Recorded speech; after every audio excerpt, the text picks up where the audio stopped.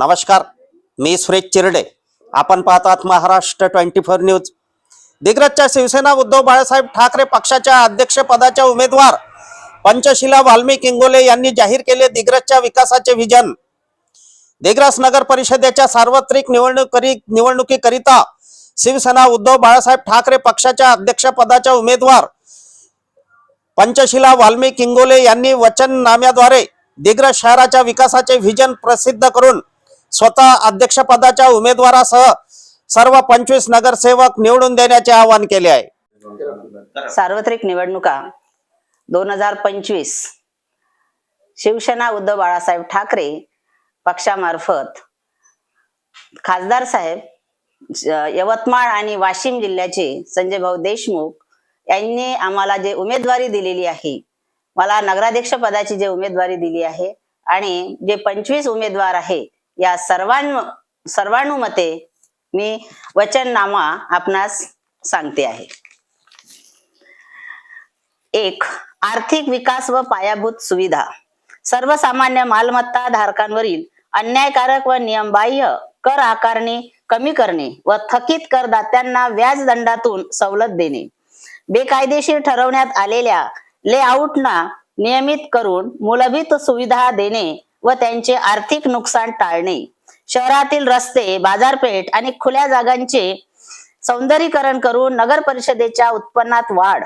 सौर ऊर्जा प्रकल्प, घनकचरा व्यवस्थापनातून गॅस व खत निर्मिती करून आर्थिक उत्पन्न वाढविणे. बंद असलेली विकास कामे सुरू करणे व रिक्त गाळे लिलावाद्वारे उत्पन्न वाढवणे. शासनाच्या विविध योजनांद्वारे शहर विकासासाठी विशेष निधी खेचून आणणे. थकीत टॅक्स धारकांना नियमाप्रमाणे सवलत देऊन टॅक्स भरण्यास प्रवृत्त करणे. 2. पाणी पुरवठा व नागरी सुविधा. दिग्रज शहरातील उन्हाळ्यातील पाणी टंचाई दूर करण्यासाठी विशेष योजना राबवणे. मोतीनगर, चांदनगर, गवळीपुरा, संभाजीनगर येथे दररोज पाणी पुरवठ्यासाठी विशेष उपाययोजना. ज्या भागात जलवाहिनी नाही त्या सर्व ठिकाणी नवीन जलवाहिनी जाळे टाकणे. शहरातील सर्व स्ट्रीट लाईट अद्ययावत करून अंधारमुक्त शहर बनविणे. 3 नंबर स्वच्छता, पर्यावरण व शहर सौंदर्यीकरण. सुंदर शहर, हरित शहर या दृष्टीने घनकचरा व्यवस्थापन मजबूत करणे. प्रत्येक वार्डात कायमस्वरूपी सफाई कामगार नियुक्त करून स्वच्छता अबाधित ठेवणे. मुख्य बाजारपेठ व मुख्य रस्त्यांवर महिला पुरुष प्रसाधन गृहे उभारणे. स्ट्रीट लाईट, रस्त्यांची साफसफाई, हिरवाई वाढविणे यावर विशेष भर. 4 नंबर शिक्षण व युवा विकास. नगर परिषदेच्या सर्व शाळांचे आधुनिकीकरण करून शिक्षणाचा दर्जा सुधारण्यासाठी विशेष कार्यक्रम.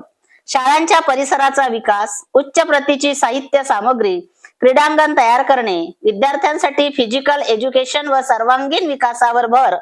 सुशिक्षित बेरोजगारांसाठी शहरातील विविध भागात वाचनालय व स्पर्धा परीक्षा प्रशिक्षण वर्ग सुरू करणे. 5 नंबर महिला व बालकल्याण. झोपडपट्टी धारकांना हक्काची घरे देण्यासाठी वचनबद्ध. महिला व बालकल्याण धोरणांतर्गत लाडकी बहीण योजनेचा लाभ वंचित महिलांपर्यंत पोहोचवणे. सुशिक्षित महिलांना शिवणकाम, ब्युटी पार्लर, संगणक प्रशिक्षण, मार्केटिंग आदी मोफत प्रशिक्षण देणे.